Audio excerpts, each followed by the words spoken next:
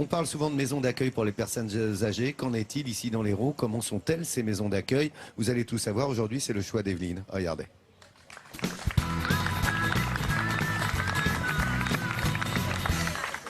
Et c'est surtout le choix exceptionnel de Marie-France, une habitante de Béziers, qui va nous apporter de bonnes nouvelles ce matin. Vous savez, il y aura de plus en plus de centenaires. On sera 200 000 en 2060. Le Languedoc-Roussillon est une des régions qui vieillit le plus, sauf l'Hérault où nous sommes. Mais une initiative formidable grâce à Marie-France face au manque de place en maison de retraite. Elle accueille chez elle les papis et les mamies. J'ai envie de vous dire, c'est comme à la maison, sous le soleil de Béziers. Faites comme Marie-France. Regardez. La plus beau de tous les tableaux du monde, c'est celui qui est dans ses dents bras. Avant, chez elle, Marie chantait comme cela, à gorge déployée. Depuis 7 ans, cette ancienne viticultrice est pensionnaire chez Marie-France. Au début, toutes les deux ont mis un peu de temps à s'apprivoiser.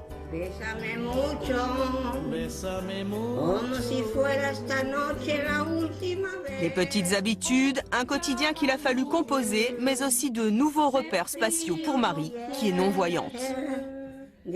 Ici, en compagnie d'Yvonne, elle forme une véritable famille de cœur. Hors de question pour Marie de retourner un jour dans une maison de retraite classique. Comme on dit chez nous, la maison de retraite, c'est la chambre de la mort. Vous attendez la mort là. Ici, je suis très bien. C'est pas une famille d'accueil, c'est une famille d'amour. On est très bien nourris, très bien couchés et très bien traités. Pour moi, c'est comme une fille, quoi. Exactement pareil. Votre fils au téléphone. On y va? Dans sa maison, Marie-France peut loger 3 personnes. Mais pour que l'ambiance reste aussi bonne, elle choisit scrupuleusement toutes ses pensionnaires. Et vous autres, ça va? Alors pour voir si une personne âgée s'adapte à ses camarades, on fait un essai pendant 2 mois.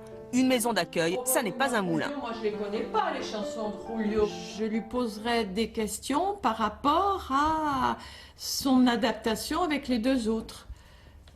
Sinon, on peut pas. Sinon, on n'a plus le plaisir. Il faut vraiment qu'on ait le plaisir de vivre ensemble pour affronter les difficultés.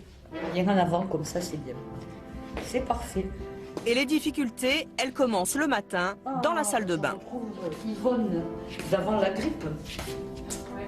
Françoise est infirmière libérale pour Marie-France depuis 5 ans. À la différence des maisons de retraite, elle connaît ici toutes les pathologies de ses patientes. Elle ne scie pas comme nous, et donc ça entraîne une sécheresse oculaire. Depuis le temps qu'elle les rend belles, des liens se sont noués entre les filles. Alors pour elle, accompagner des personnes âgées, c'est une question de disponibilité. Voilà, Marie, vous pouvez mettre vos lunettes. Il faut être disponible. Une personne âgée qui n'est plus mobile et qui fait tomber son mouchoir ou qui ne peut pas répondre au téléphone parce que le téléphone est un peu trop loin ou ceci ou cela. En maison de retraite, je suis désolée, ils n'ont pas le personnel pour être derrière chaque malade comme ça se passe ici. 1 850 € par mois, tout compris en maison d'accueil. Le tarif peut légèrement varier, mais cela reste 1 000 € moins cher que dans certaines maisons de retraite et pourtant pas moins équipées. Moi, je les ai vues. Il y a 2 types de maisons de retraite. Il y a les maisons de retraite médicalisées et non médicalisées. Effectivement, dans les maisons de retraite médicalisées, il y a un médecin. Mais dans les autres, non. Dans les autres, ils ne sont pas plus prises en charge que chez nous. Une chanson. Attention, chorégraphie. Quelques pas de danse. Pas mal.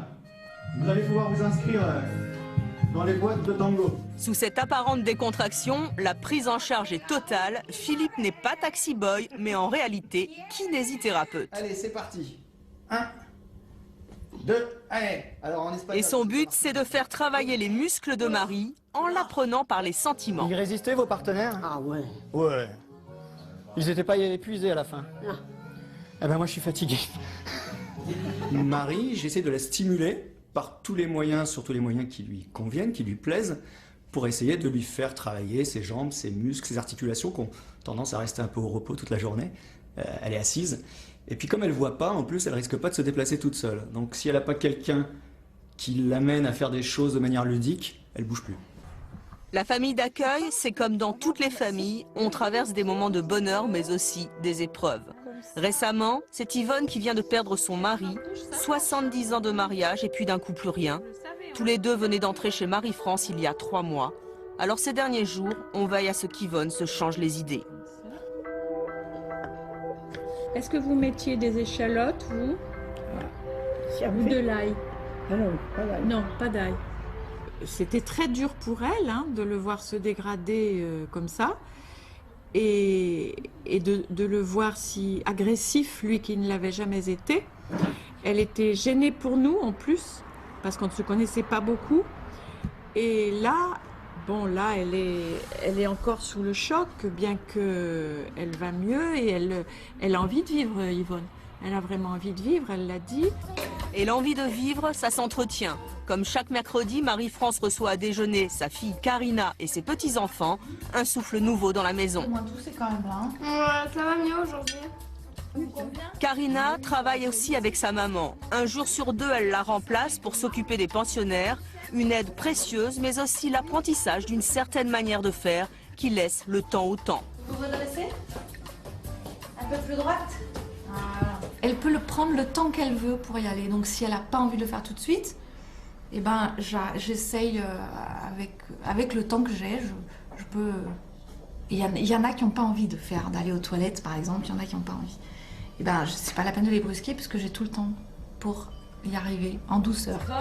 Des services aux personnes âgées plus humains, voilà ce que leur association cherche à promouvoir. Avec sa copine Marie-Ange, elles organisent des rencontres entre maisons d'accueil. Bah oui. Un réseau qu'elles ont réussi à mettre en place depuis 9 ans dans l'Hérault, afin que tout le monde puisse s'offrir en fin de vie une place au soleil.